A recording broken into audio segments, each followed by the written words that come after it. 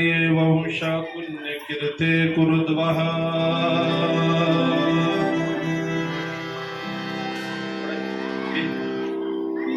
स्वयंभूस्यापि मनोर base base base हरेरंशांश जन्मनः हरेरंशांश जन्मनः।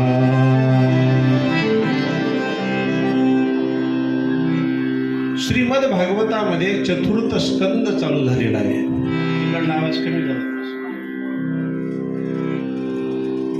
आणि या चतुर्थ स्कंदामध्ये श्रीमद भागवतात जी कथा येते ती भक्तीचं महात्म्य त्याबद्दलची कथा येते।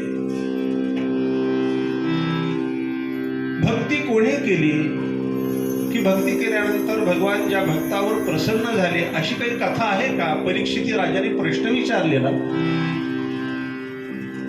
आणि शुकाचार्य म्हणतात परीक्षिती ऐक तुला कथा सांगतो। प्रियव्रतोत्तान पादो पतरूपापते सुतो वासुदेवस्य कलया रक्षायं जगतस्थितौ। पूर्वीच्या काळी उत्तानपाद नावाचा राजा होता। उत्तानपाद आणि या उत्तानपाद राजाला दोन धर्मपत्न्या होत्या, सुनीती सुरुची स्तयोः। सुनीती आणि सुरुची यामधून अध्यात्म काय सांगतं? उत्तानपाद या शब्दाचा अर्थ आपला देह आणि सुनीती आणि सुरुची या शब्दाचा अर्थ सुनीती म्हणजे बुद्धी आणि सुरुची म्हणजे ही जीभ। आपण सुरुचीला महत्व द्यायचं का सुनीतीला महत्व द्यायचं तो आपापला प्रश्न आहे। सुनीतीचं ऐकायचं का सुरुचीचं ऐकायचं तो आपापला प्रश्न आहे हा। पण ऐकायचं जर असेल तर सुनीतीचं ऐकावं, नीतीनाम बुद्धीचं ऐकावं हे अध्यात्म या कथेतून आपल्याला सांगितलेलं आहे। उत्तानपाद नावाचा राजा मात्र ऐकत होता कोणाचं? तर सुरुचीचं ऐकत होता। कारण सुरुची दिसायला सुंदर होती आणि सुनीती जरा डावी होती, जरा कुरूप होती। राजाचं हे चुकलं। उत्तानपाद नावाचा राजा आपल्या सुरुचीचं ऐकत होता। राजापासून दोघींना दिवस गेले। सुरुचीच्या पोटी उत्तम नावाचा मुलगा जन्माला आला आणि सुनीतीला ध्रुव बाळ जन्माला आले। बुद्धीचं जर ऐकलं तर मुलगा चांगला विद्वान जन्माला येत असतो, आपले कार्य सफल होत असतात। यातून अध्यात्म सांगितलेलं आहे। म्हणून नेहमी बुद्धीचं ऐकायचं असतं, सुनीतीचं ऐकायचं असतं। उत्तानपाद राजाचं मात्र हे चुकलेलं आणि उत्तानपाद राजा आपल्या दोन्ही धर्मपत्न्यांसोबत संसार करत होता। घरामध्ये सतत भांडणं व्हायचे। एक दिवस इतकं भांडण झालं की ती सुरुची आपल्या नवऱ्याला म्हणते, पतिराज एकतर हिला घरात ठेवा नाही तर मला घरात ठेवा, एकतर त्या सुनीतीला ठेवा नाही तर मला ठेवा। उत्तानपाद राजानं आपल्या सुरुचीचं ऐकलं, सुनीतीला उचललं। 4 महिन्याचे ध्रुव बाळ होते, त्या ध्रुवाला उचललं। राजवाड्याच्या बाहेर महल होता, त्या महलामध्ये सुनीतीला आणि ध्रुवाला नेऊन बसवलं। आता मात्र सुनीती मनाच्या कल्पना करत होती की काय माझं भाग्य आहे, नवरा राजा आहे माझा आणि नवऱ्याचं सुख माझ्या नशिबामध्ये नाही। नशिबामध्ये सुख सुद्धा असावं लागतं भाविकांनो। सुख जर असेल तरच मिळेल, अन्यथा नाही मिळणार। माझा नवरा राजा आहे पण मला नवऱ्याचं सुख नाहीये। कुठल्या तरी जन्मात मी पाप केलं असेल म्हणून नवऱ्याचं सुख मला भेटत नाहीये। पण सुनीतीनं ठरवलं ठीक आहे, जे माझ्या नशिबामध्ये त्या नशिबानं मला भेटलं मात्र मी त्या गोष्टीचा स्वीकार करणार। माझ्या ध्रुवाकडे मी लक्ष देणार। आणि सुनीती आपल्या बाळ ध्रुवाकडे लक्ष देत होती आणि ध्रुव बाळ लहानाचे मोठे होऊ लागले। संस्कार करावेत ते आईनं संस्कार करावे बाळावरती। 8 वर्षापर्यंत आईनं लेकराचा सांभाळ करावा आणि त्यानंतर सांभाळ करण्याची जबाबदारी ती वडिलांकडे येत असते. ध्रुवाला सकाळी उठवावं, सकाळी उठून त्याला म्हणावं, आंघोळ कर, देवाची पूजा कर. ध्रुव आंघोळ करत होते, देवाची पूजा करत होते. ध्रुव लहानाचे मोठे होऊ लागले, संस्कार घरामध्ये चांगले होऊ लागले. आईनं शिकवलेलं होतं, रस्त्यानं जात असताना कोणी साधू संत आले तर मान झुकून नमस्कार कर. आणि ध्रुव हळूहळू लहानाचे मोठे झाले. आता शाळेमध्ये जायला लागले. आता 5 वर्षाचे झाले. शाळेमध्ये सगळे मित्र खेळत होते आणि सगळ्या मित्रांचा खेळ चालू होता. प्रत्येकाने उठावं, आपलं नाव सांगावं, आई वडिलाचं नाव सांगावं, खाली बसावं. ध्रुवावर सुद्धा वेळ आली. ध्रुवानं आईचं नाव सांगितलं, पण बाबाचं नाव सांगता आलं नाही, कारण बाबांना पाहिलंच नाही. 4 महिन्याचा असताना घराच्या बाहेर काढलं होतं. आज हा 5 वर्षाचा चिमुरडा झालेला आहे. बाबा कधी दिसलेच नाहीत. आईनं सुद्धा कधी विषय काढला नाही. ध्रुवाला बाबाचं नाव सांगता आलं नाही, म्हणून सगळे मित्र त्याला बोलत होते की तुला वडिलाचं नाव माहिती नाही, येऊ नकोस आमच्या जवळ, बसू नकोस आमच्या जवळ. मात्र आता शाळा संपल्यानंतर, सुटल्यानंतर ध्रुव घरी आले आणि आपल्या आईच्या जवळ येऊन म्हणतात, आई मला बाबा दिसले नाहीत ग, बाबा कुठे राहतात ग. सुनीतीच्या लक्षामध्ये आलं की माझ्या बाळाला मी सगळं ज्ञान दिलंय, पण माझ्या बाळाला एवढं सांगायचं राहिलं की तुझे बाबा कोण आहेत, तुझ्या बाबाचं नाव काय आहे. एक सांगावं, एक गोष्ट सत्य भागवतामध्ये वर्णन आहे की पाप सांगावं प्रत्येकाच्या मनानं, बरं का. पाप सांगावं प्रत्येकाच्या मनानं आणि बाप सांगावं प्रत्येकाच्या आईनं. सुनीती आपल्या बाळाला म्हटली, ध्रुवा आज वडिलाचं नाव जाणून घेण्याची गरज. आई आमच्या शाळेमध्ये मुलांचा खेळ चालू होता, प्रत्येकाला आई वडिलाचं नाव सांगावं, मला नाही सांगता आलं बाबाचं नाव. सुनीतीला असं वाटलं माझंच चुकलंय, त्याला सांगायला पाहिजे होतं तुझे बाबा कोण आहेत. जा ध्रुवा, या समोरच्या राजवाड्यामध्ये जे सिंहासनावरती बसतात ते तुझे वडील आहेत. तुझ्या वडिलाचं नाव उत्तानपाद राजा. ध्रुव निघाले आपल्या मित्रांना सोबत घेऊन. मुलांनो, माझे बाबा पाहिजे तुम्हाला, दाखव ना ध्रुवा, चला माझ्यासोबत. घेतलं मित्रांना सोबत. ध्रुवानी निघाले राजवाड्यामध्ये. सैनिकांच्या हातात तलवारी होत्या. मुलं घाबरले, पळून गेले, पण मात्र आपले ध्रुव नाही घाबरले. राजवाड्यामध्ये ताड ताड ताड चालत येत होते. आणि म्हणतात ना की सिंहाच्या पिलाला सिंहाची कधीच भीती वाटत नसते. ध्रुव आले आपल्या वडिलाच्या समोर आणि हात जोडून म्हणतात, बाबा मला ओळखलं तुम्ही. उत्तानपाद राजानं आपल्या बाळाला जवळ घेतला आणि पाहिलं, बाळ कोण आहे रे तू, नाव काय तुझं, रस्ता विसरलास, चुकून आलास राजवाड्यामध्ये, जा जा घरी जा. पण ध्रुव आपल्या बाबाला म्हणतात, बाबा मीच तुमचा मुलगा आहे. 4 महिन्याचा असताना तुम्ही घराच्या बाहेर मला आणि आईला काढलेलं. मी हेच विचारण्यासाठी आलो, मी आणि आईनं असा कुठला अपराध केला की आम्हाला घराच्या बाहेर काढलं. ध्रुवाचे बोबडे बोल ऐकल्यानंतर उत्तानपाद राजाला भडभडून आलं की माझा हा ध्रुव मुलगा इतका विद्वान असताना त्या उत्तमाकडे काय लक्ष देतो मी. राजाला वेहीवरून आलं. उत्तानपाद राजानं जवळ घेतलं त्याला, ध्रुवाला मांडीवर बसवलं, अंगावरून हात फिरवला आणि वडिलाच्या मांडीवर बसल्या बसल्या ध्रुव विचार करतात, बाबा किती चांगले आहे. बाबा एवढे चांगले असताना आई बाबाला सोडून दूर का राहते. ध्रुवाच्या मनामध्ये विचार येत होते. म्हणून एक सांगू तुम्हाला, मुलांच्या समोर नवरा बायकोला कधी भांडायचं नसतं. एवढे भांडणं होतात नवरा बायकोचे की रागाच्या भरात बायको आपल्या मुलाला म्हणते, सांग पिंट्या तू पप्पाचा आहे का मम्मीचा आहे. उलट ते लेकरूच म्हणतो, आई बाबा तुम्ही दोघं भांडू नका, मी दोघांचा सुद्धा. आपल्यापेक्षा तिचे विचार श्रेष्ठ म्हणावे लागतील. बाबा इतके चांगले असताना आई बाबांना सोडून दूर का राहते. वडिलाच्या मांडीवर बसल्यानंतर उत्तानपाद राजाला सुद्धा आपल्या बाळाला जवळ घेतल्यानंतर आनंद वाटला. त्याच्या पाठीवरून हात फिरवावा आणि हा प्रसंग बाजूलाच आतमधून पाहिला तो सुरुचीनं, आणि सुरुची विचार करते हा सुनीतीचा मुलगा आज बसायला मांडी मागितली, उद्या सिंहासन मागेल. दुष्ट लोकांचे विचार मरेपर्यंत दुष्ट असतात. भाविकांनो, भागवताची कथा काय शिकवते आपल्याला ऐका. आपले विचार श्रेष्ठ पाहिजे. आपल्यापेक्षा लहान मुलं जर पुढे जात असतील तर शाबासकी द्यावी. भागवताची कथा सगळ्यांना जरी माहिती असली तर यातून अध्यात्म हे शिकवतं की आपल्यापेक्षा लहान मुलं जर विद्यावान बनले तर शाबासकी दिली पाहिजे, आपल्याला आनंद वाटला पाहिजे. पण मात्र द्वेष करता कामा नाही.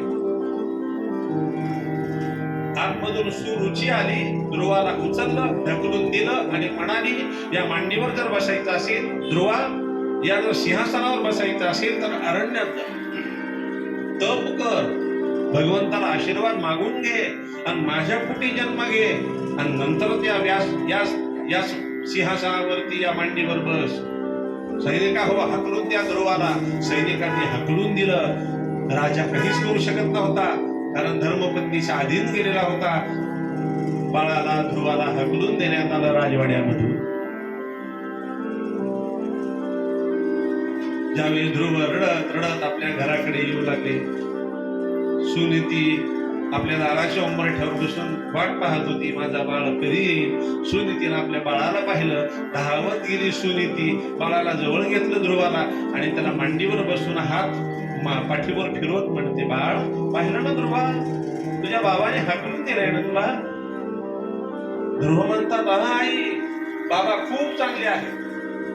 मी राजवाड्यामध्ये गेलो होतो, बसायला मांडी दिली मला, पण आतमधून ती दुष्टबाई आली, तिनं मला हाकलून दिलं, ढकलून दिलं. कोण आहे ग ती? ध्रुवाचे शब्द ऐकल्यानंतर सुनीती मनोमन विचार करते, का ग सुरुची, तुझा वेळ माझ्यासोबत आहे, या निष्पाप बालकाला मध्ये का घेतेस? पण दुसऱ्या बाजूने सुनीतीनं विचार केला, आज दुष्टबाई म्हणाला हा त्याच्या आईला, तिची सावत्र आई आहे, मोठी आई आहे. जरी सावत्र आई असली तरी सुद्धा आईच आहे ना. आज दुष्टबाई म्हणाला, उद्या मारायला सुद्धा मागं पुढे पाहणार नाही. आतापर्यंत केलेले संस्कार हेच आहेत का माझे? आता सुनीती आपल्या ध्रुवाला दाखवू लागली, धाक दाखवू लागली. याद राख ध्रुवा, ही तुझी सावत्र आई आहे, तुझी आईच आहे, आणि तुझी आई जी बोलली ते सत्य बोलली. जा अरण्यामध्ये, कर तपश्चर्या आणि भगवंताला आशीर्वाद मागून घे. आईचे शब्द ध्रुवाच्या हृदयाला लागले, ऐका. आणि ध्रुव निघाले, मधुवनामध्ये निघाले. आई आवाज देत होती, सुनीती बाळा ध्रुवा ध्रुवा, पण ध्रुव मात्र ऐकत नव्हते आईचं. ध्रुव निघाले मधुवनामध्ये. शेवटी त्या सुनीतीनं भगवंताला आवाज दिला, हे प्रभू किती निष्ठुर आहेस रे तू. पहिल्यांदा माझ्यापासून नवरा हिरावून घेतलास आणि आता माझा बाळ हिरावून घेत आहेस का? त्या मातेची हाक वैकुंठामध्ये भगवंताच्या सुद्धा कानावरती पडली. आता देव सुद्धा आईच्या प्रेमामध्ये विरघळला. तो म्हणे परमेश्वराला रडू येत नाही. भगवान गोपाल कृष्ण सुद्धा आईच्या प्रेमामध्ये गहिवरून गेलेले होते. वैकुंठातून भगवंताने नारदाला आज्ञा दिली, नारदा आधी जा, आणि त्या ध्रुवाला त्याच्या आईकडे पाठवले. निघाले मधुवनामध्ये. इकडे ध्रुव, समोरून नारदाची स्वारी आली.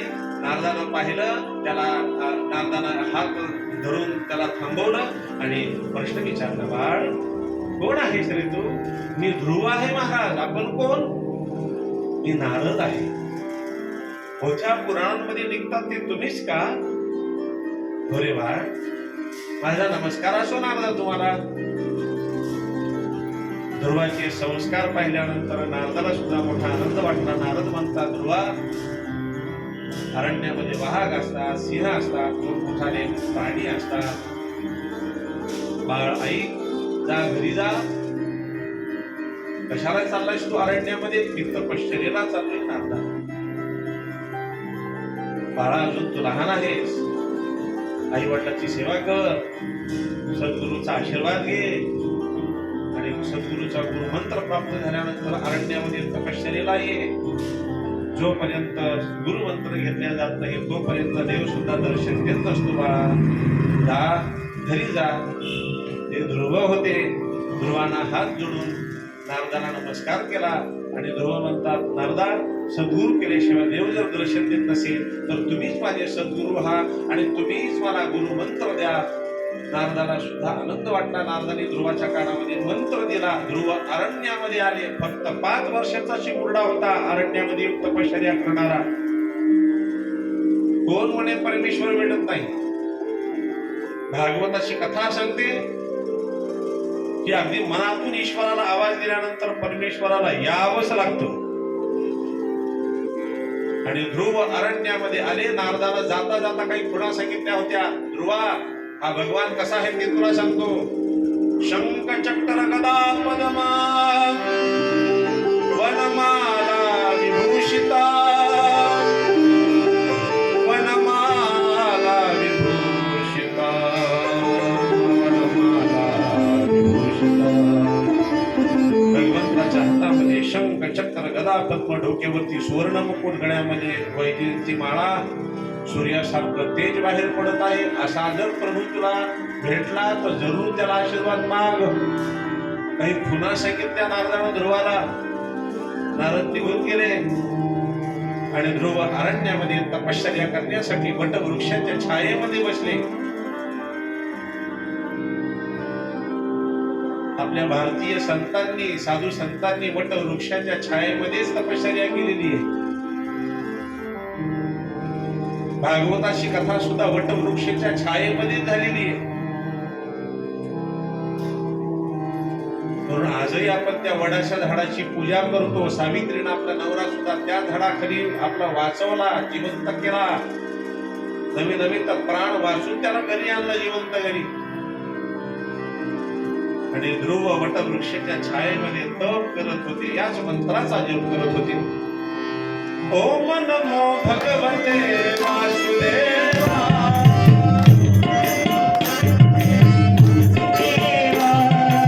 ओम नमो भगवते वासुदेवा. ओम नमो भगवते वासुदेवाय. ध्रुवाचं तप चालू झालं आणि ध्रुवाचं तप कसं होतं ऐका. भागवताची कथा काय सांगते ऐका. 2-2 दिवसाला फळं खावी आणि पाणी प्यावं. नाही भेटला देव. ध्रुवाचं मन बोलत होतं, देव का भेटणार नाही. तर त्याला असं वाटायचं की फळं खात आहे, पाणी पित आहे, देव कसा भेटेल. खाऊन पिऊन कुठा देव भेटत असतो का. पहिल्या महिन्यामध्ये झाडाची फळं खावी आणि पाणी प्यावं, बा काही नाही का. दुसरा महिना लागला आणि मंत्राचा जप चालूच होता. मात्र दुसऱ्या महिन्यामध्ये ध्रुवानं फळाचा त्याग केला. नुसतं पाणी प्यावं आणि तप करावं. ध्रुवाचं तप साधू संतांनी सुद्धा पाहावं बरं का. मंत्राचा अव्याहतपणे जप चालू होता. ओम नमो भगवते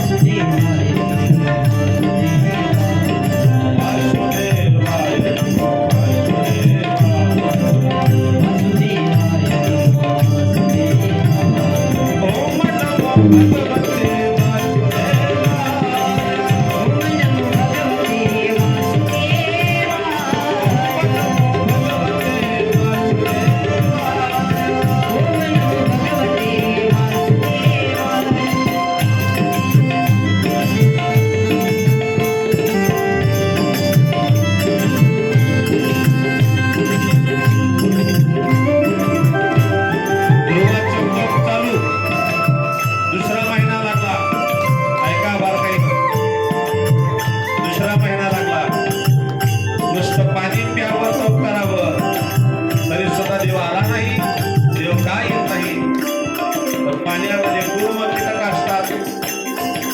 त्यामुळे देव येत नसत.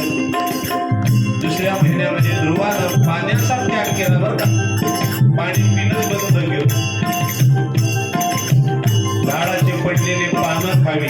आता तिसरा महिना लागला तपाला. झाडाची पडलेली पानं खावी तरी सुद्धा देव आला नाही. तिसरा महिना पूर्ण झाला, देव का येत नाही? झाडाचे पडलेले पानं हे निर्माल्य असतं ना, त्यामुळे कदाचित देव येत नसेल. तिसरा महिना लागला, तप केलं. चौथा महिना लागला आणि ध्रुवानं चौथ्या महिन्यामध्ये निरंजन भोजना हा म्हणजे वारं खाऊन तप केलं. मोठा श्वास आतमध्ये घ्यावा आणि तो श्वास महिना दोन दिवस पुरवावा आणि तप चालूच, मंत्राचा जप चालूच. वासुदेवाय नमो वासुदेवाय, वासुदेवाय नमो वासुदेवाय, वासुदेवाय नमो वासुदेवाय, वासुदेवाय नमो वासुदेवाय, वासुदेवाय नमो वासुदेवाय. थोडा जप करा, मोक्षदायी मंत्र आहे. वासुदेवाय नमो वासुदेवाय. वासुदेवाय नमो वासुदेवाय. ओम नमो भगवते वासुदेवाय. ओम नमो भगवते वासुदेवाय, ओम नमो भगवते वासुदेवाय. ओम नमो भगवते वासुदेवाय.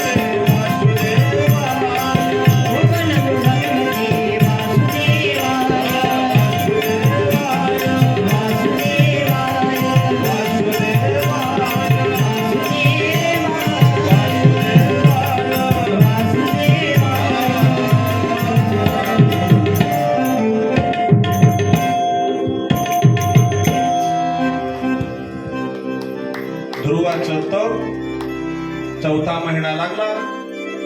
महिनाभर हवा खाऊन तप केलं. ऐका, आणि चौथा महिना संपल्यानंतर पाचवा महिना चालू झाला. मोठा श्वास ध्रुवानं आपल्या मुखामध्ये घेतला. पूर्ण ब्रह्मांडाचा श्वास रोखल्या गेला. भक्तीमध्ये किती ताकद असते त्याबद्दल सांगतोय मी तुम्हाला. पूर्ण ब्रह्मांडाचा श्वास रोखल्या गेला. साधू संतांना श्वास मिळत नव्हता, पशु पक्ष्यांना श्वास मिळत नव्हता. ध्रुवाच्या मुखामध्ये श्वास होता. वैकुंठात भगवंताने तो प्रसंग पाहिला आणि भगवान धावत निघाले.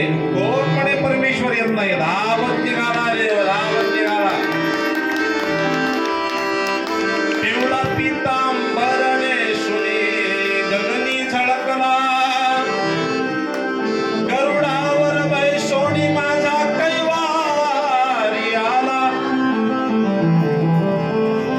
डोळ्यातील बाहुली माझी विठाई आली. आणि घनानंद मूर्ती माझ्या ध्यानाशी देव निघाला. डोळ्यासमोर चित्र आला आणि ध्रुवाच्या समोर येऊन उभा राहिला. बरं का? कशी होती मूर्ती? चतुर्भुज, शंख चक्र गदा पद्मम वनमाला विभूषिता. वनमाला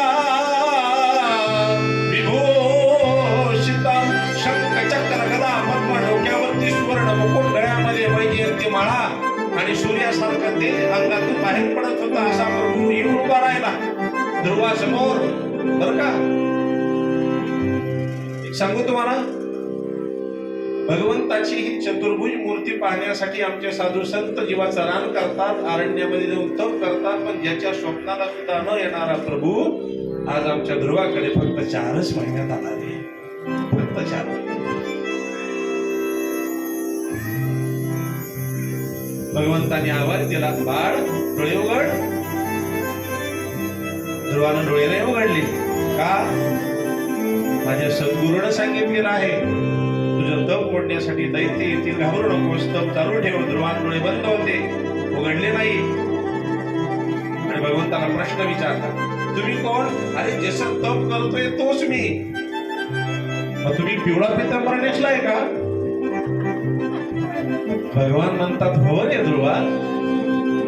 नाही, हातामध्ये शंख चक्र गदा पद्म आहे का? हो. डोक्यावरती सुवर्ण मुकुट आहे का? गळ्यामध्ये वैजयंती माळा आहेत का?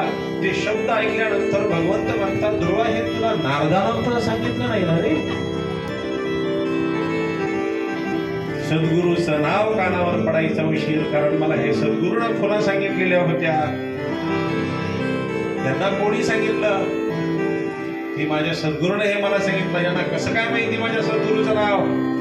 ध्रुवानं खाडकन डोळे उघडले. आता आपल्या सद्गुरूवरती एवढा विश्वास असला पाहिजे. पहा, ध्रुवानं डोळे उघडले आणि पाहतायत तर काय, भगवंताची ती सुंदर मूर्ती ध्रुवानं पाहिली आणि ध्रुवाचा जन्म सार्थकी लागला रे.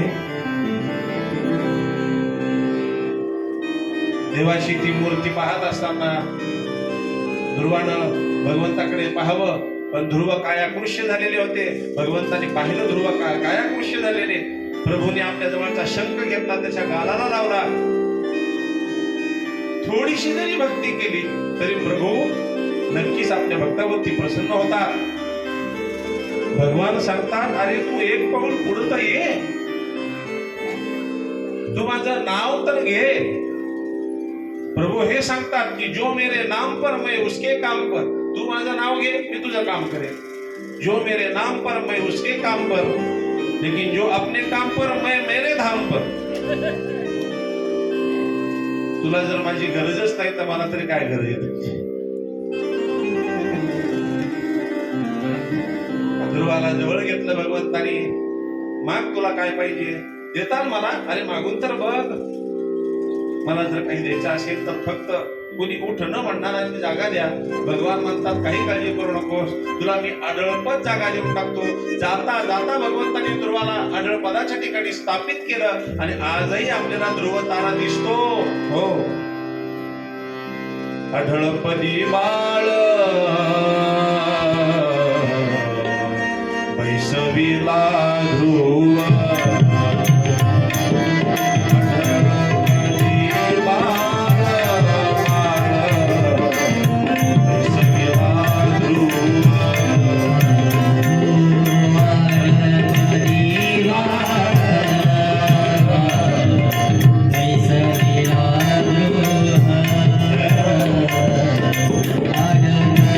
Hare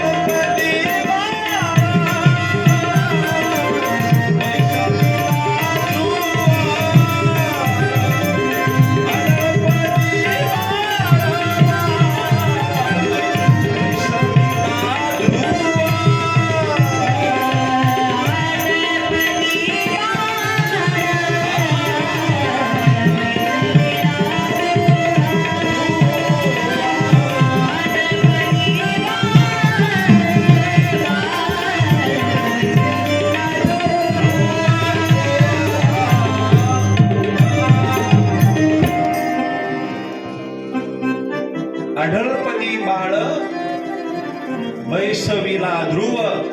आजही उत्तर दिशेला जर तुम्ही पाहिलं तर मोठा तारा लखलख करणारा आजही आपल्याला पाहायला मिळतो, तो ध्रुव तारा. तुम्ही आज ध्रुव तारा पहा, नाही दिसला उद्या पहा, नाही दिसला परवा पहा. 3 दिवस पर्यंत तुम्हाला आकाशामध्ये उत्तर दिशेला ध्रुव तारा जर दिसला नाही तर समजून घ्या तुमचं मरण 6 महिन्यावर आलेलं आहे. अजून थोडस जवळचं सांगू का? दोन्ही डोळ्यांनी नाकाचा शिट्टा पहा, पण बसल्या बसल्या प्रयोग करू नका, घरी गेल्यानंतर पहा. नाकाचा शिट्टा दिसत असेल तर ठीक, दिसत नसेल तर 3 महिन्यावर मरण. अजून थोडं जवळचं सांगू का? कानामध्ये बोट घाला, गुंग आवाज येतो. आवाज येत असेल तर ठीक, आवाज येणं बंद झाला 7 दिवसावर मरण. अजून थोडं जवळचं सांगू का?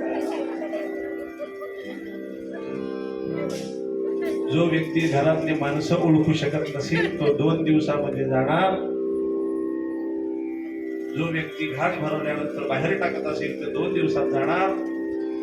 ज्या माणसाला दिवा विजल्यानंतर वास येणार नाही तो व्यक्ती 2 दिवसात जाणार. पण घरी गेल्यानंतर प्रॅक्टिकल करून पाहू नका. दिवा विजल्यानंतर वास घेऊन पाहता.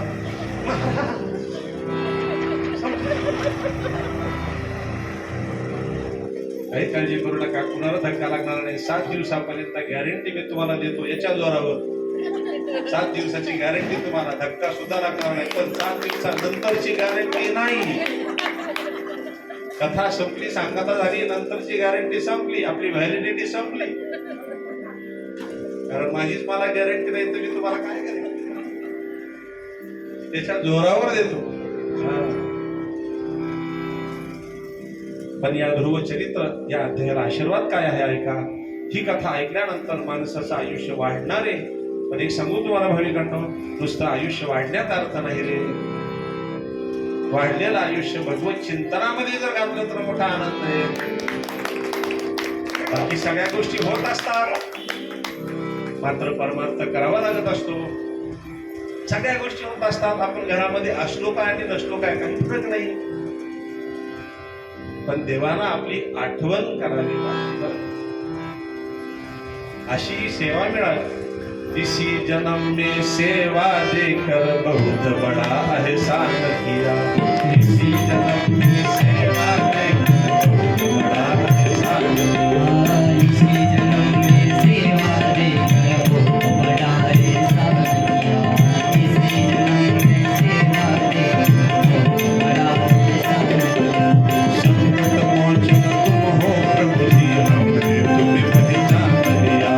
संकट मोचन तुम हो प्रभु जी, हमने तुम्हें पहचान लिया. संकट मोचन तुम हो. हरिवाल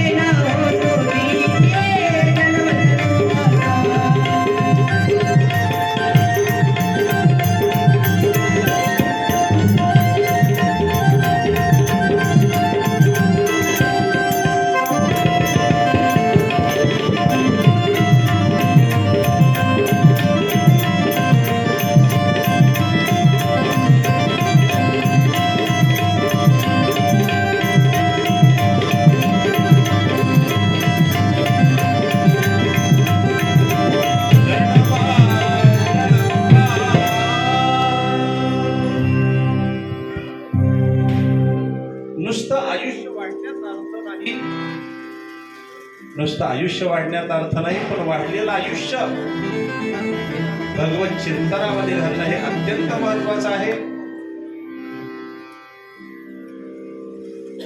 त्यानंतर भागवतात पुढची कथा येते. प्रियव्रत नावाचा राजा होता. हे ध्रुवाचे काका आहेत बरं का. ध्रुव चरित्र संपलं आणि पुढचा अध्याय. प्रियव्रत राजा ध्रुवाचे काका.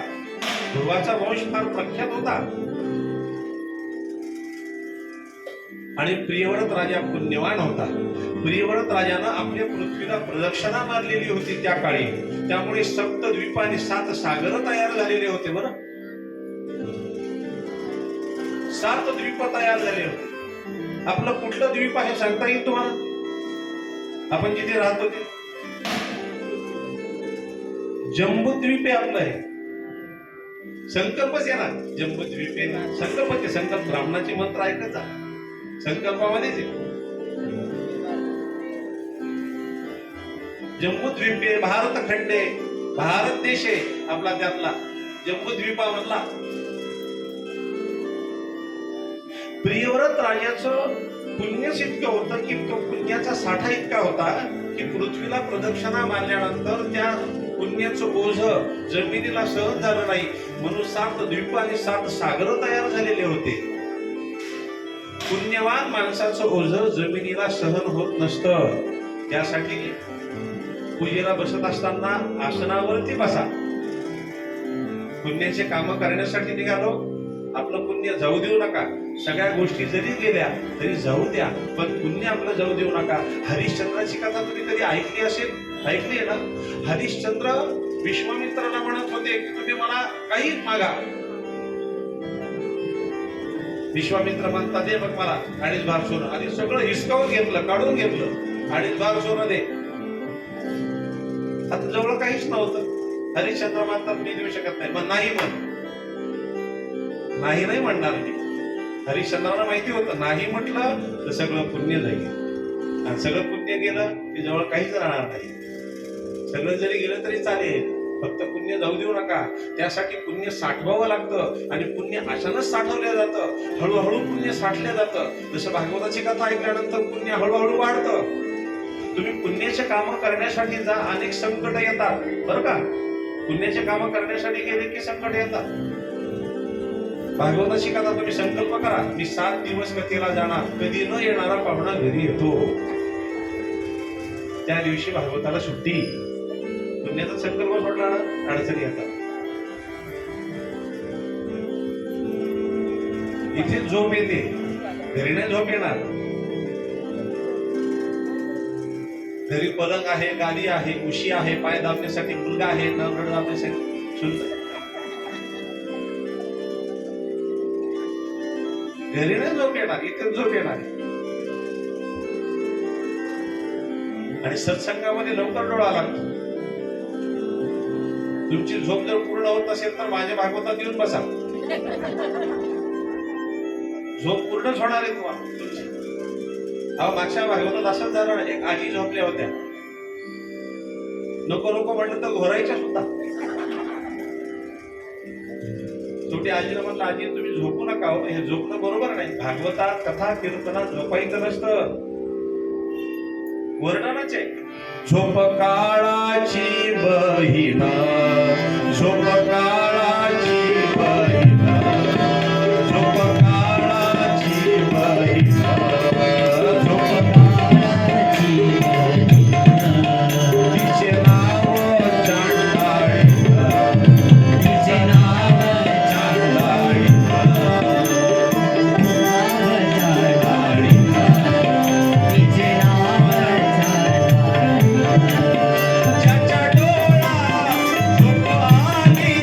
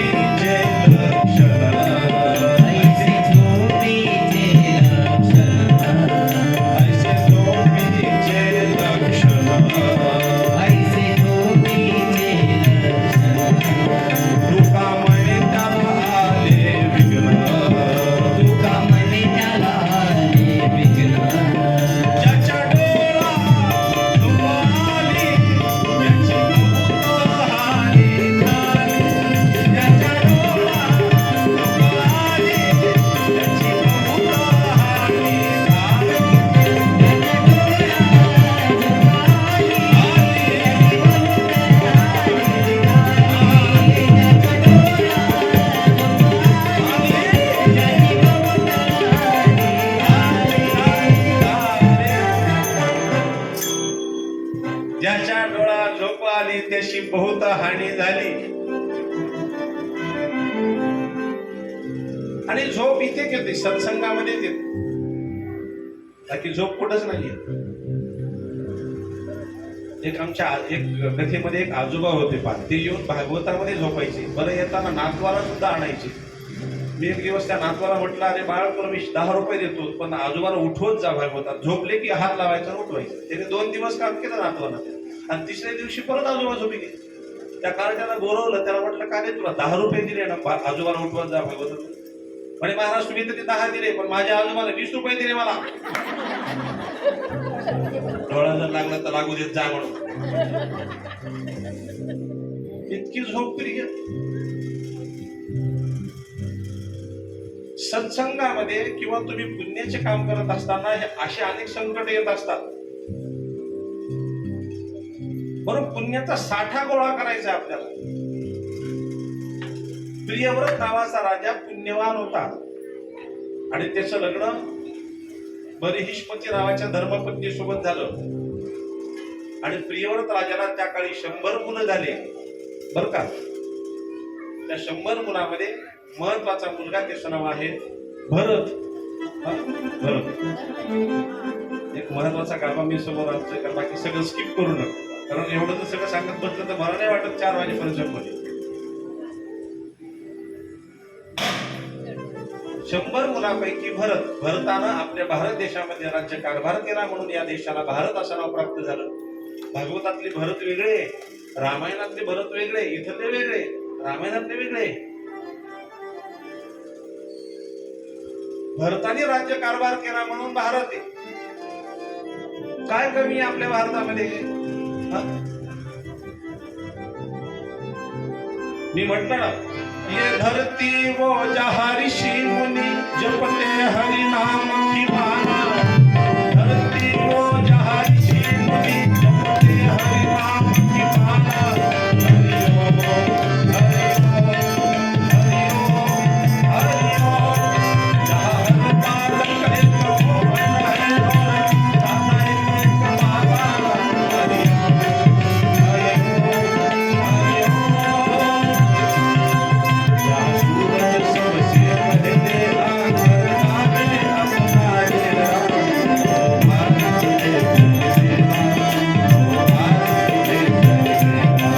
जहाँ डाक डाल पर सोते चिड़िया करती है बसेरा. भारत के जगदेवा, भारत के जगदेवा.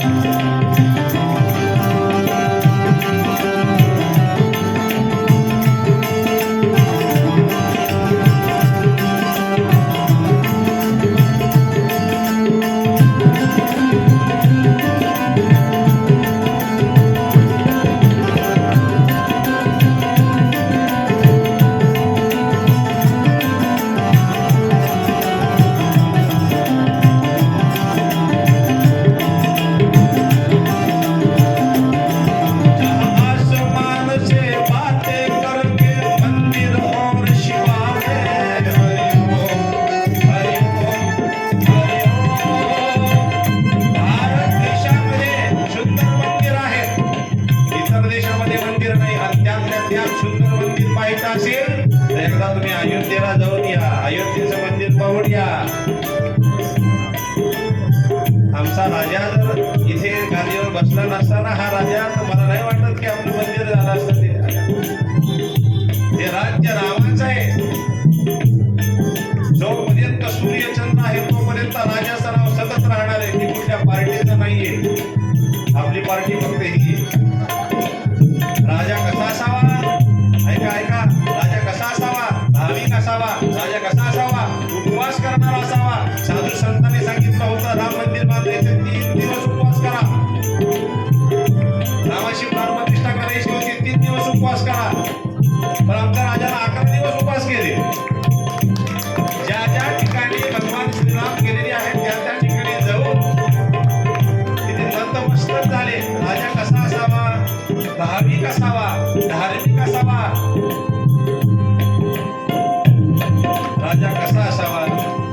मी नेहमी सांगतो, उपवास करणारा असावा, काही खाणारा नसावा. जहाँ आसमान से बातें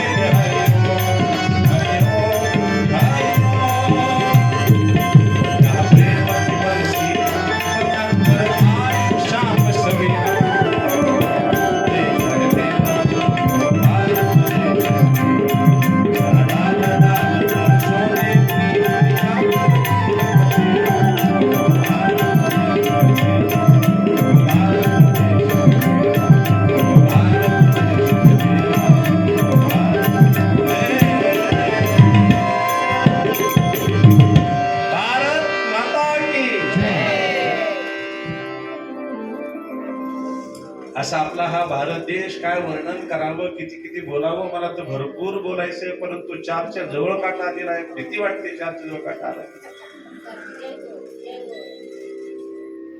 राजा भरताने मग लहानेसे मोठे झाले, राज्य कारभार केलं. राजा भरताचं लग्न झालं. भरताला 3 मुलं झालेले होते. भरताने 60 वर्षापर्यंत राज्य कारभार केला होता, ऐका. आणि भरताला असं वाटलं कुठपर्यंत राज्य कारभार करावा, कुठपर्यंत संसार करावा. राजीनामा देऊन टाकला आणि सुमती नावाचा मुलगा गादीवर बसवला. भरत निघाले गंडकी नदीमध्ये, नेपाळ या ठिकाणी कमरेइतक्या पाण्यामध्ये स्नान करत होते. गंडकी नदीत आणि कमरेइतक्या पाण्यामध्ये तप करायचे. पुण्य वाढू लागलं भरताचं. माणसानं कुठपर्यंत संसारामध्ये थांबावं, मुलाबाळांचे लग्न होईपर्यंत. मुलाबाळांचे लग्न झाले, सुनबाई घरात आली, संपला आपला संसार. आता चक्कपैकी परमार्थ करावा. तरी सुद्धा आपण संसारामध्ये जर राहिलो तर तो संसार आपल्याला दुःख दिल्याशिवाय राहणार नाही. माणसाने सावधान असावं, नेहमी सावधान असावं. भागवताची कथा हे शिकवते. मुलाबाळांचे लग्न झाले, संपला आपला संसार. पण आपला संसार सुटतच नाही. भरताचं पुण्य वाढू लागलं आणि भरत तपश्चर्या करत होते. भरताने एक झोपडी बांधली होती गंडकी नदीच्या काठावरती. आणि राजा भरतावर देव प्रसन्न होणारच होते, बरं का. भरतावर देव प्रसन्न होणारच होते. पण त्याच वेळेस प्रसंग असा झाला, देव सुद्धा परीक्षा पाहत असतो. देव काही साधा समजू नका, लीलाधारी आहे. आपलं जर पुण्य वाढलं ना तर देव माणसाला, त्या भक्ताला कुठेतरी अडकवून टाकतो. कुणाला बायकोमध्ये अडकून टाकेल, तर कुणाला नवऱ्यामध्ये अडकून टाकेल, तर कुणाला मुलांमध्ये अडकून टाकेल, तर कुणाला पैशामध्ये अडकून टाकेल, कुणाला घरामध्ये अडकून टाकेल, कुणाला घरामध्ये. परमेश्वर लीलाधारी. सहजासहजी तो कोणाला जवळ घेत नसतो. आणि पुण्यवान माणसाची तो परीक्षा घेतो. तो सहजासहजी कोणालाही देत नव्हते. भगवंतानं परीक्षा पाहिली भरताची. कशी पाहिली ऐका, कशी परीक्षा. भरताचं पुण्य वाढत होतं. आज भरत गंडकी नदीमध्ये आले, भरताचं मनच लागलं तपश्चर्येमध्ये. आणि भरताने आजूबाजूला इकडे तिकडे पाहिलं तर राजा भरतानं एक दृश्य पाहिलं. एक गर्भवती हरिणी या काठावरून येत होती, नदीच्या तीरावरून येत होती. तत्र तदा राजन हरिणी पिपाशया जलाशया. एक गर्भवती हरणी पाणी पिण्याच्या उद्देशाने येत होती. ती त्या तीरावरती येत होती, बरं का. ती घाबरत येत होती, तहान लागली होती, पाणी प्यायचं होतं. का घाबरत होती गर्भवती हरणी? वाहा उडी मारेल, मी तर मरणच, पण माझं बाळ. म्हणून ती गर्भवती हरणी या नदीच्या काठावर आली. पाणी पिण्यासाठी तिनं पाण्याला तोंड लावलं, पण तिच्या काठावर वाघाची दरकारी पडली. ती गर्भवती हरणी इकडे घाबरली. तिनं जशी उडी मारली, गर्भाला झटका लागला, गर्भ पाण्यामध्ये गळून पडला. ती गर्भवती हरणी दुसऱ्या काठावर गेली, गतप्राण झाली, मरण पावली. आणि हे सगळं भरत पाहत होते. पाण्यामध्ये होते ना तप करण्यासाठी. तर भरताला असं वाटलं की ही गर्भवती हरणी तिकडे मेलेली आहे, पण तिचं पाणच जन्माला आलेलं आहे. मला वाचवावं लागेल पाण्यामध्ये जाऊन हरण पाणसाला. भरत पोहत गेले, हरण पाणसाला वाचवलं. हातावर घेतलं त्या हरणाचं पाडस. फार मोहक आणि सुंदर होतं हरणाचं पाडस. तुम्ही लहान लहान हरण पहा, किती छान असतात ते. पटकन जवळ घ्यावी वाटतात की नाही. कुत्र्याची पिल्ले किती छान असतात, पटकन जवळ घ्यावं वाटतात. मांजरीची पिल्ले किती छान असतात, पटकन जवळ घ्यावं वाटतात. लहान वासरू किती छान असतं गाईचं, पटकन जवळ घ्यावं वाटतं. डुकराची पिल्ले किती छान असतात, पटकन जवळ. म्हणजे तुम्ही भांडावर आहात वाटतं. हेच तर आम्हाला पाहावं लागतं. श्रुतू वर्ग इथं बसले का घरी गेले का झोपले बसले.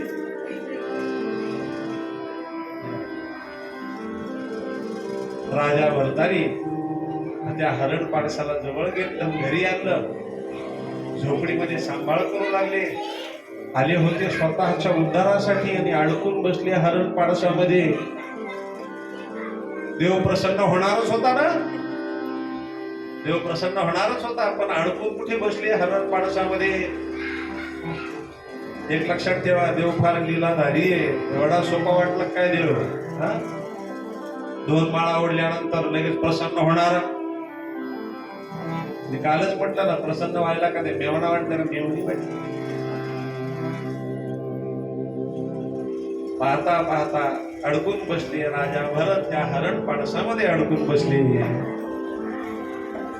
आणि ह्या हरणाचं पाडस जरा बाजूला गेलं तरी भरताना करमत नव्हतं. राजा भरत म्हणायचे, हरण पाडसा, हरण पाडसा, हरण पाडसा. हरणाचं पाडस बरचस मोठं झालं. त्या हरण पाडसाला एका झाडाला बांधलं. राजा भरत तप करण्यासाठी गंडकी नदीमध्ये गेले आणि त्या हरण पाडसाच्या समोरून हरणांचा कळप निघालेला होता. ते हरणाचं पाडस विचार करतंय की माझ्या समोरून हे प्राणी जात आहे, ती माझी जात आहे, हा व्यक्ती कधी पण मारेल. हरण पाडसानं झटका मारला, दावत तोडलं आणि त्या हरणाच्या कळपामध्ये मिसळून ते निघून गेलं. भरत घरी आले. जिथे हरण पाडसाला बांधलं होतं तिथं जाऊन पाहिलं तर हरणाचं पाडसच नाहीये, दावं तुटलेलं आहे. आता राजा भरत ओरडू लागले, हरण पाडसा, हरण पाडसा, हरण पाडसा, हरण पाडसा, हरण पाडसा.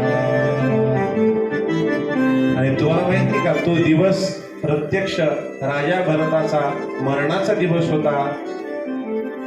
मरते वेळेस भरताने हंबरटा फोडला होता, हरण पाडसा. राजा भरत मरण पावले, जीवात्मा उचलला यमदूतांनी. ऐका ना, भरताचा जीवात्मा उचलला, आणला यमाकडे.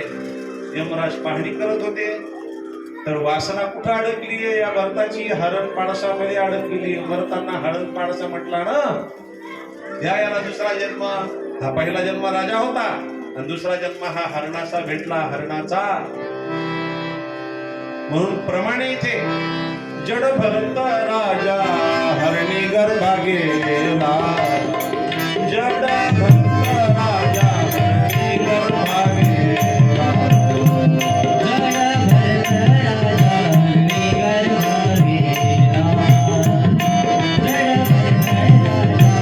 राजा हरणी गर्भा गेला, जड भरत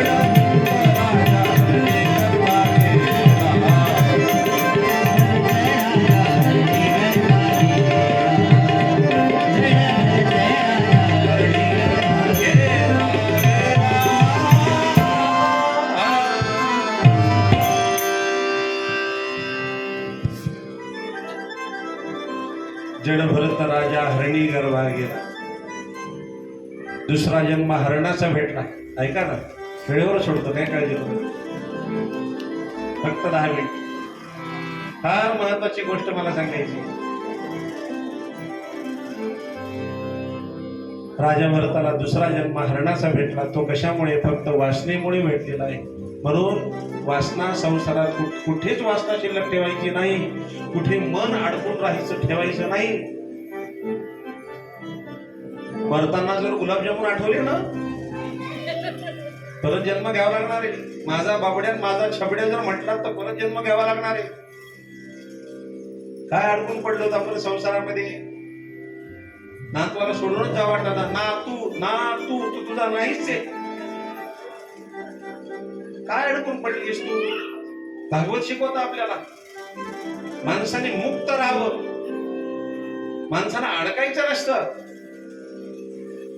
भागवताची शिकवणाची आपल्याला. भागवत का? कशासाठी? तर यासाठी शेवटचा क्षण शेवट गोड झाला पाहिजे. शेवट गोड. दुसरा जन्म हरणाचा, तिसरा जन्म परत जीवात्मा उचलला. यमाने पाहिलं वासना तर शिल्लक नाही ना, अजूनही वासना शिल्लकच होती. द्या तिसरा जन्म. यमाने तिसरा जन्म देऊन टाकला भरताला. आणि तिसरा जन्म कुठे भेटला? पहिला जन्म राजा होते, दुसरा जन्म हरिण, आणि तिसरा जन्म अंगिरा ऋषीच्या पोटी जन्म मिळाला. मानव जन्म मिळाला. काहीतरी चांगलं पुण्य केलं होतं त्यामुळे मानव जन्म मिळाला. आता भरताला ही गोष्ट कळली की मला हा तिसरा जन्म वासनेमुळे, मी इच्छा ठेवली होती त्या हरण पाडसामध्ये, त्यामुळे मला तिसरा जन्म. आता मी ह्या जन्मात भगवत भक्ती करणार. भरतानी फक्त विठ्ठल विठ्ठल म्हणावं. अंगिरा ऋषीनं 4 वेद 6 शास्त्र शिकवले. एक सुद्धा मंत्र म्हणता येत नव्हता, कमवता सुद्धा आलं नाही. अंगिरा ऋषी म्हणतात दगडासारखा जड झालास, आजपासून सगळे लोक तुला जड भरत म्हणतील. जड म्हणतील, जड. त्या दिवसापासून ते जड भरत झाले. जड भरत म्हणतात, मला जड म्हणा नाही तर हलकं म्हणा. जड भरताने फक्त विठ्ठल विठ्ठल म्हणावं. बरं का? विठ्ठल विठ्ठल. आयुष्यभर विठ्ठल विठ्ठल नामस्मरण. एक सांगू, कुठल्या तरी देवाची भक्ती जरूर करावी भाविकांनी. आपण जर एखादी आराधना, एखादी पोथी, एखादा जप जर केला ना, तर संकट प्रसंगी तो ईश्वर आपल्याला वाचवत असतो. आपल्याला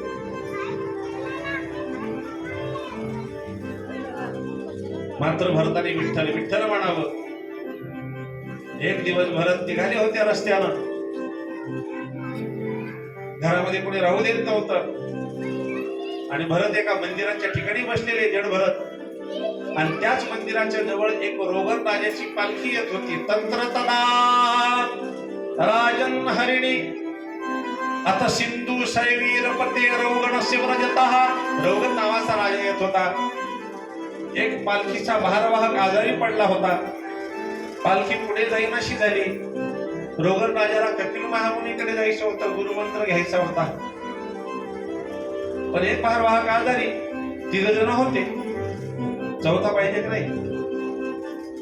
पालखीला खांदा देणारा. म्हणून त्या रोगन राजानं काय केलं तर समोर जड भरत बसलेले होते. त्या जड भरताला विनंती केली, का हो पाहुणे, आमच्या पालखीला खांदा लावताल का? म्हणे हो. पालखीला खांदा लावला. राजा पालखीत जाऊन बसला. तर रस्त्यानं चालत असताना जड भरताने रस्त्याकडे पाहावं. एखादी मुंगी दिसली तर ती पायाखाली येऊ नये म्हणून पाऊल पुढे टाकावं. आणि जड भरताच्या आशा चालण्यामुळे ती पालखीला अशी धक्का लागत होता. आणि पालखी लागत होती जड भरतात त्या रोगन राजाला. जड भरतात चाललंच तसं ना. पहिल्यांदा पालखी लागली, दुसऱ्यांदा पालखी लागली. जड भरताचं चाललं तसं. मुंगी पाहावी किडून पायाखाली येऊ नये, उडी मारली. रोगन राजाला पालखी एकदा पालखी लागली, 2दा लागली, 3दा लागली. रोगन राजा संतापला आणि 4 भारवाहकांना म्हणतो, हे भारवाहकांनो, नीट चाला. जास्त तुम्हाला ओझं झालं नाही. चालणं परत कसं? नीट चाला. ओझं झालं नाही, नीट चाला नाही तर दंड देईल. दंड देईल हे शब्द या तिघांनी ऐकले.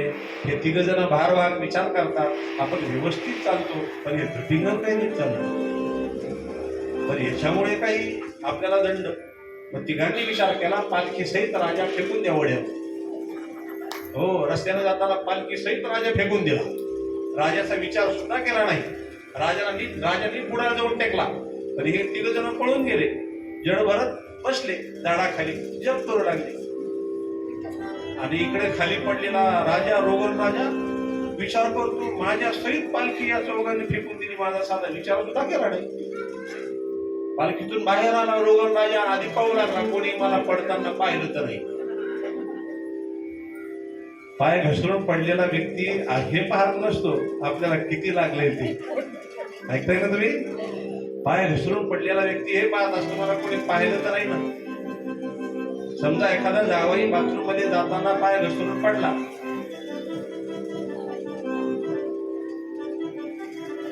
जावई पाहतो का काय लागलं? जावई हे पाहत असतो मला कोणी पाहिलं तर नाही. सगळे मेमरी म्हणतात भाऊजी लागलं तर नाही ना. ते म्हणतो नाही काय म्हणायला लागला कमर डबल.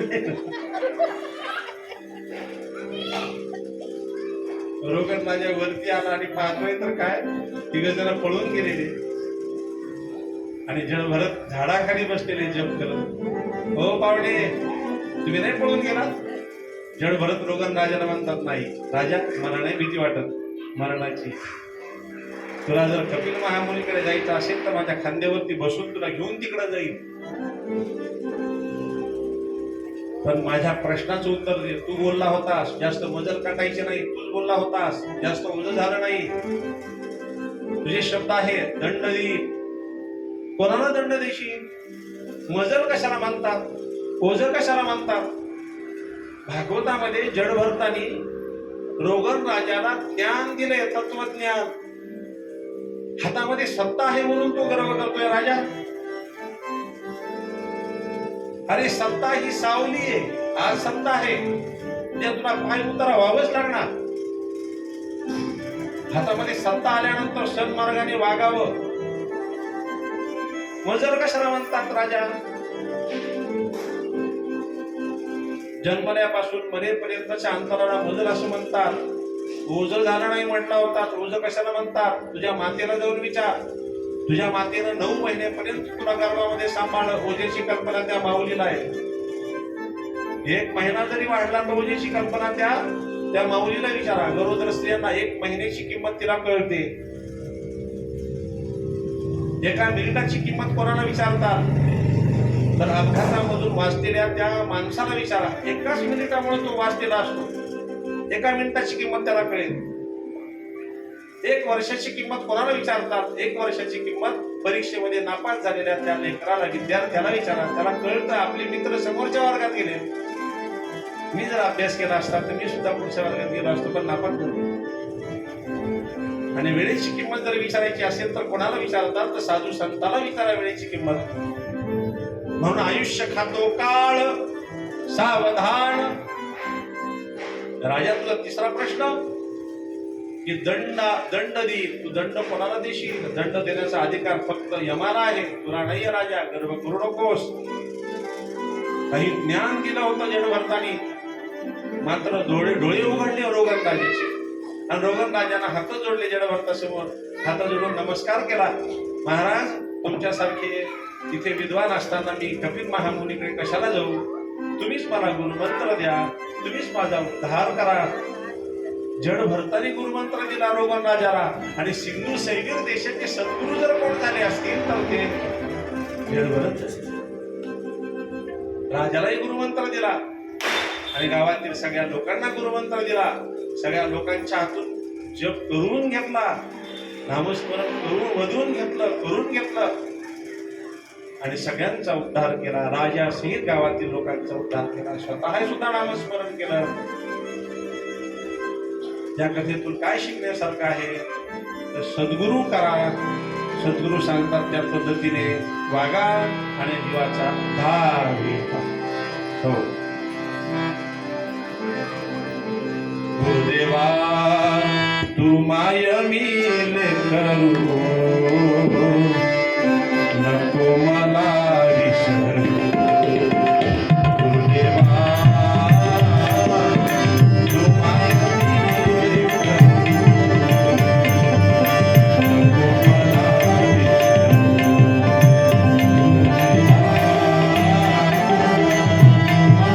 नको मला विसरू.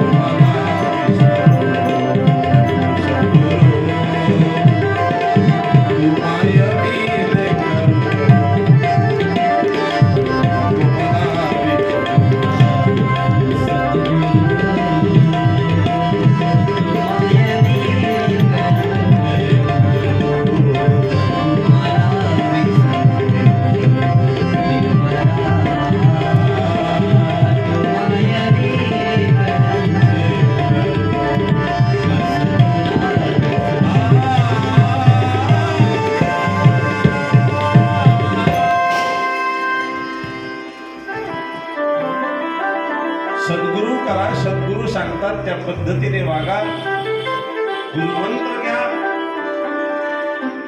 आणि धरून मोक्षाला जा. सद्गुरु केल्याशिवाय मार्गच नाही भाविकांना. परीक्षिती योग्य करतोय. परीक्षितीला मोठा आनंद वाटला आणि नामाची महती काय त्याबद्दलची अजून एक कथा सांगितली. ती कथा म्हणजे अजामिळ नावाचा ब्राह्मण होता. नामामध्ये किती ताकद असते त्याबद्दल शुकाचार्याने परीक्षित राजाला सांगितलेलं आहे. अजामिळ होता, पापी होता. अजामिळ आधी चांगला होता, आई वडिलांची सेवा करणारा. आईला जर सरपण लागत असेल स्वयंपाक करण्यासाठी तर सरपण अरण्यातून आणून द्यायचा. वडिलाला देवपूजेसाठी फुलं लागत असतील तर अरण्यातून आणून द्यायचा. अजामिळ चांगला होता. व्यक्ती जन्माला आल्यानंतर वाईट नसतो, पण त्याला वातावरण जर चांगलं भेटलं नाही तर तिथं तो बिघडत असतो. कोणताच व्यक्ती वाईट नसतो, पण मात्र त्यासाठीच आपण म्हणतो ना आपल्या मुलांना चांगल्या ठिकाणी चांगल्या मुलांसोबत खेळ, संस्कार चांगले लागतील. अजामिळ चांगला होता. एक दिवस अजामिळ पंचांग सांगण्यासाठी एका गावामध्ये गेला. बरं का, पंचांग सांगून आला गावाच्या बाहेर. तर गावाच्या बाहेर काही घोळका होता आणि त्या घोळक्यामध्ये एक वारांगणा बसलेली, नाव वेशा. गावातले सगळे लोक त्या वेशेला पाहण्यासाठी, वारांगणेला पाहण्यासाठी बसलेले. फार सुंदर होती ती वारांगणा. अजामिळ बाहेर पडलेला. अजामिळाला तो घोळका पाहिला, गर्दी पाहिली. अजामिळाला माहिती नव्हतं तिथं वारांगण आहे, पण गर्दी कशाची नाही का. एखादी गर्दी जर असेल तर आपल्याला वाटतं ना काय असेल, आपण घुसतो त्या गर्दीमध्ये, काय चाललंय ते. अजामिळ घुसला. अजामिळ घुसण्याची वेळ आणि त्या वेशेला अजामिळाला पाहण्याची वेळ एकच झाली. अजामिळ चांगला होता, तपस्वी होता, अंगावरची कांती लखलखीत होती, तेजपुंज अवस्था होती, चांगला खूप छान होता अजामिळ. अंगावरची कांतीच अशी होती. तुम्ही तपस्वी पुरुष पहा कसे असतात ते. तुम्ही साधू संत पहा कसे तेजपुंज असतात. कशामुळे? तपाचं तेज आहे. मी इथे बसून सांगू शकतो की इथल्या महिला मंडळ कोणती बाई सोमवार करते, कोणती एकादशी करते, कोणती बाई गुरुवार करते. पण आता जर सांगितलं उद्या कोणी घ्यायचं नाही ना, त्याच्यामुळे आज काही सांगणार नाही. शेवटच्या दिवशी सांगेल. शेवटच्या दिवशी कथा संपल्यावर काय नाही जरी आला ताप, आम्ही चाललो आमच्या गावाला.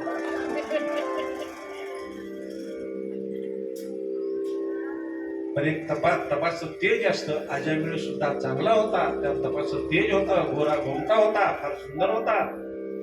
वेशेनं त्या अजामिळाकडे पाहिलं, अजामिळानं वेशेकडे पाहिलं. वारांगणा सुद्धा अतिशय सुंदर होती आणि अजामिळानं मात्र तिथंच पाय घसरून अजामिळ पडलं. का इथं सावरायचं असतं बरं का. परमेश्वर कुणाला कुठे सुद्धा अडकवून टाकेल. काही ठिकाणी सांभाळायचं असतं स्वतःला. म्हणून तर षडविकारामध्ये पहिला नंबर आहे काम. पहिला नंबर आहे. आधी काम जिंकून दाखवा, मग बाकीचे आपोआप जिंकल्या जातात. क्रोध, मद, मत्सर, दंभ, अहंकार. काम वाईट नाहीये बरं का, एक लक्षात ठेवा. काम वाईट नाहीये. कामाला दर्जा दिलेला आहे, तो म्हणजे पुरुषार्थाचा दर्जा दिलेला आहे. संदेश पाटील काका, कामाला दर्जा पुरुषार्थाचा. धर्म, अर्थ, काम आणि मोक्ष तिसरा दर्जा आहे. धर्मानं चाला, अर्थ जोडून या, धन उत्तम व्यवहारे, पैसा कमवा पण उत्तम व्यवहार ठेवा. आणि तिसरा नंबर लागतो काम. धर्मपत्नी सोबत पाणी ग्रहण केल्यानंतर, अग्नीच्या आणि ब्राह्मणाच्या समक्ष तिचा हात धरल्यानंतर, तिच्या सोबत एक निष्ठ राहिल्यानंतर तो काम श्रेष्ठ ठरलेला आहे. आणि बाई काही तशी येते का? 15-20 लाख रुपये खर्च करावे लागतात तेव्हा ती लक्ष्मी येते. 15 ते 20 लाख रुपये खर्च केल्यानंतर ती येते. ती का सोपी वाटली का? सोपी नाहीये. काय तुम्हाला मान सन्मान आहे महिलांना. सगळे सणवार तुमचेच. दिवाळीला नव्या नव्या साड्या काय, नवे दागिने काय, तुम्हालाच नवीन दागिने असतात. सगळ्या प्रकारचे दागिने महिलांनाच आहे. आमच्या पुरुषांना फक्त अंगठीशिवाय काही आहे का हो? एक लॉकेट, नाही तर ब्रासलेट. या 3 गोष्टीशिवाय आमच्या पुरुषांना काहीच नाहीये. दागिने घालण्याचा अधिकार भगवंताने तुम्हाला दिलाय महिलांना.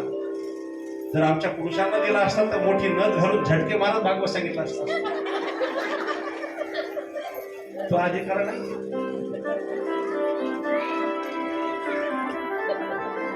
बरं, तुम्हाला एवढा सन्मान आहे की मुलाच्या लग्नामध्ये तुम्हालाच मान आहे. वर मान, पायधुनी तुमचीच.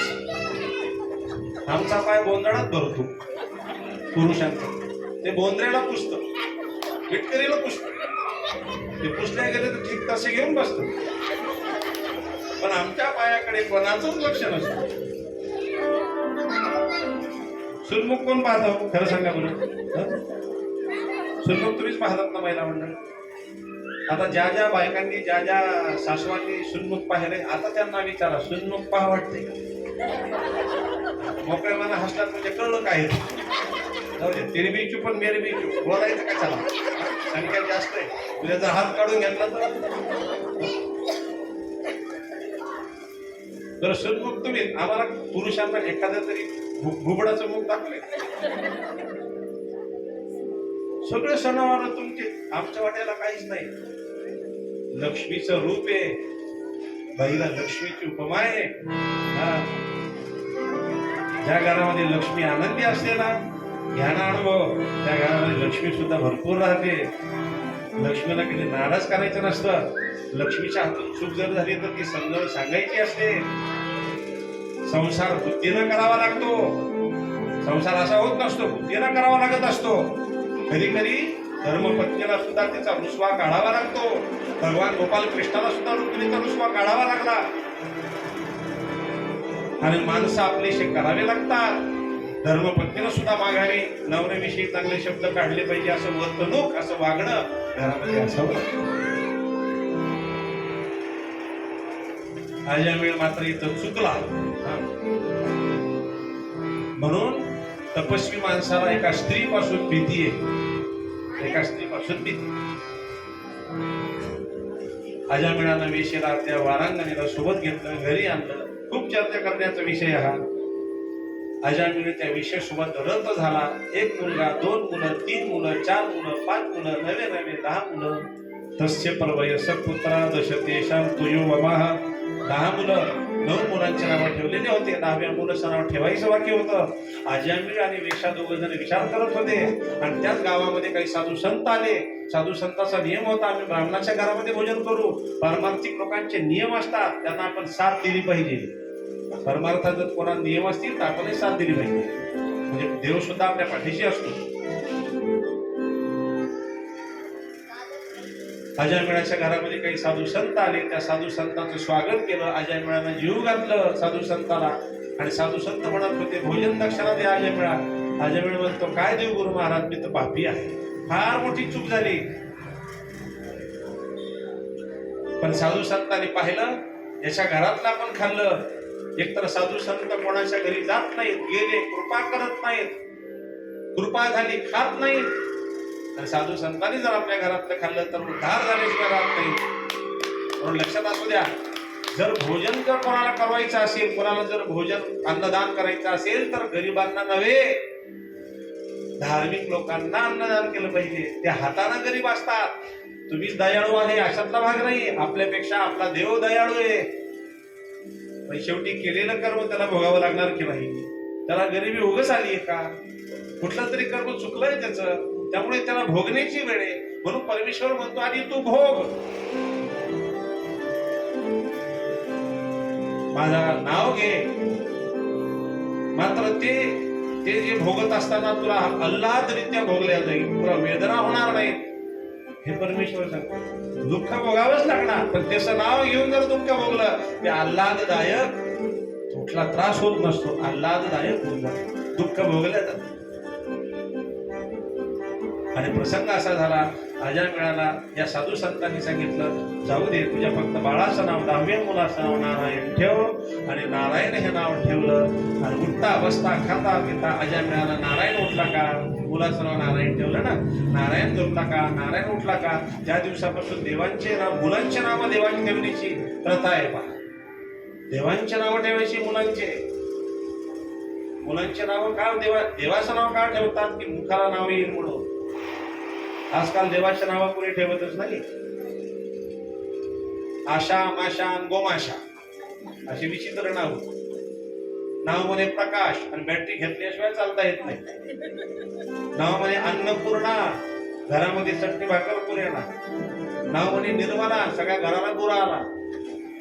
नावामध्ये प्रफुल्ल, सगळं तोड उरलं. नावामध्ये शांताबाई, भांडायला दम नाही. नावाप्रमाणे वागण्यासाठी अजय मिळाला. नारायण उठला का, नारायण झोपला का, नारायण नारायण नारायण नारायण. अव्याहतपणे मुखातून मुलाच्या माध्यमातून का होईना याचं नाव येऊ लागलं, प्रभूचं नाव येऊ लागलं. आणि अजामिळाच्या मरणाचा दिवस उगवला. आणि मरताना त्याला काही काळे कुट्ट यमदूत दिसले. मरताना फक्त तरी आपल्या मुलाला पाहून आवाज दिला, नारायण. आणि अजामिळाला नेण्यासाठी वैकुंठातून प्रभू आले. अजामिळाचा जीवात्मा उचलला आणि त्याला मोक्षाला घेऊन गेले. कारण मरते वेळेस त्यांनी माझं नाव घेतलं त्यासाठी. म्हणून शेवट गोड व्हावा त्यासाठी प्रभूचं नाव घ्यावं. नारायण नारायण श्रीमन्नारायण नारायण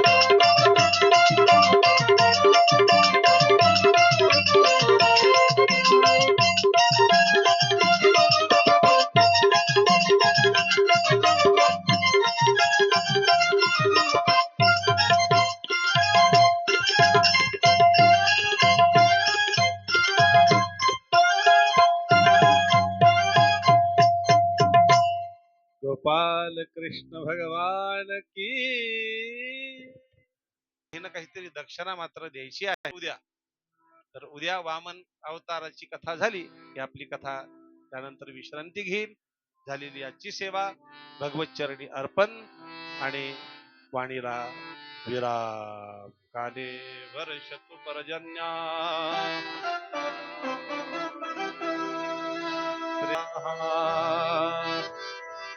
मंगलम पुंडरीकाक्षो मंगलायतनो हरी. भागवताची आरती. जय हो जय श्री भागवता आरती कर तुझ भगवंता. जय हो जय श्री भागवता आरती करू तुझ भगवंता. श्री शुक मुनि ने परम भक्ति में नाना परिने गाई रे हरि चरिता. आरती करू तुझ भगवंता. हो जय श्री भागवता. आरती करू तुझ भगवंता.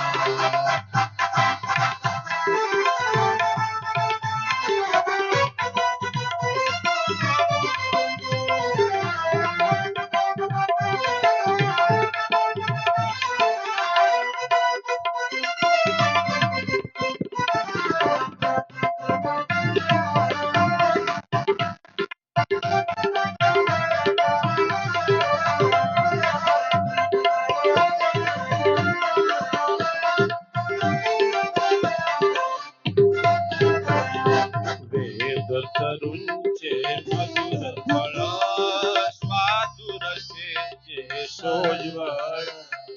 आत्माराम मुनी सकल सेवनी झाले जन सुफल. महापर्वणी आदि अवनी तिलक हरणी भवजन तरणी पतिता. आरती करू तुझ भगवंता.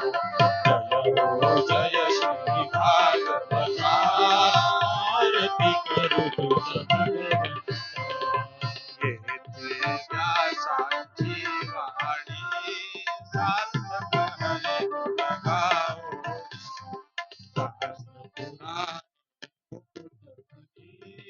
परम प्रेमा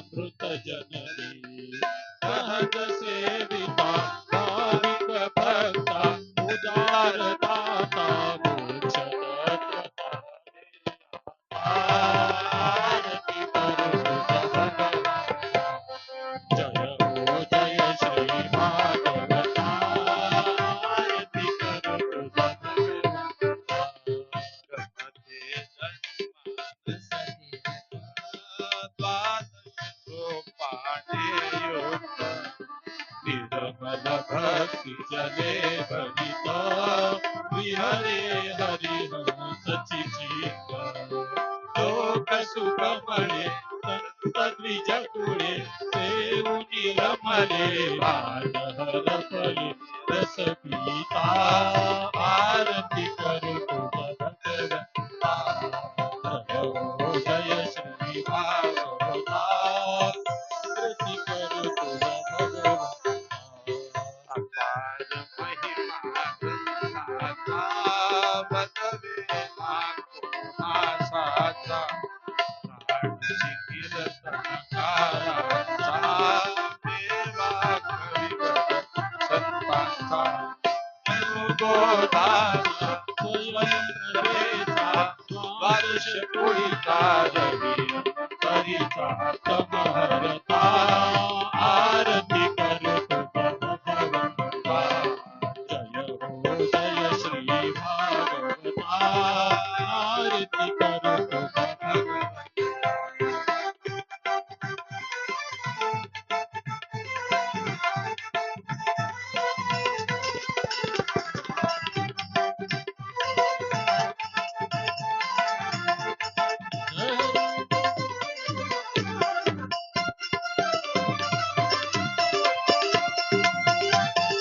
जय श्री राधे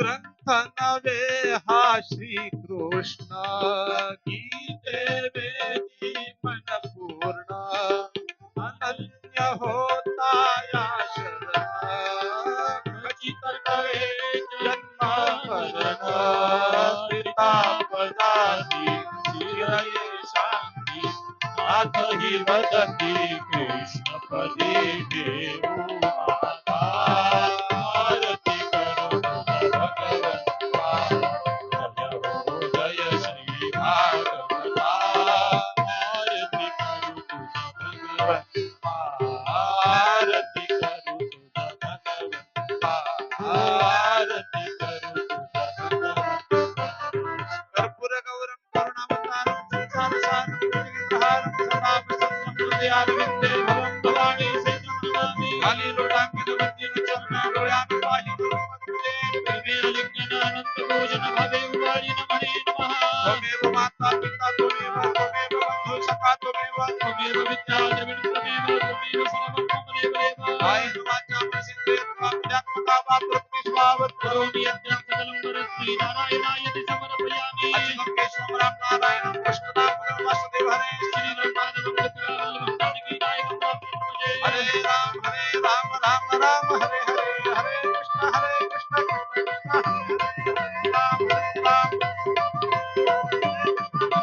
कृष्ण हरे राम हरे कृष्ण हरे राम हरे कृष्ण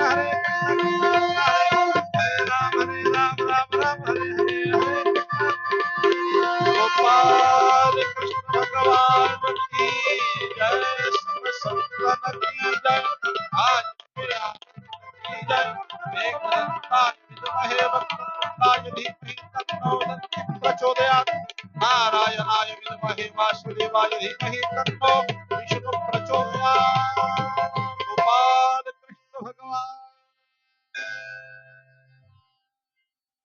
धन्यवाद सगळ्यांनी प्रसाद घ्यावा त्यानंतरच सगळ्यांनी जावं उद्या गुलाबी रंगाची साडी नेसून इथे यायचं आहे आज लाल रंगाची उद्या गुलाबी रंग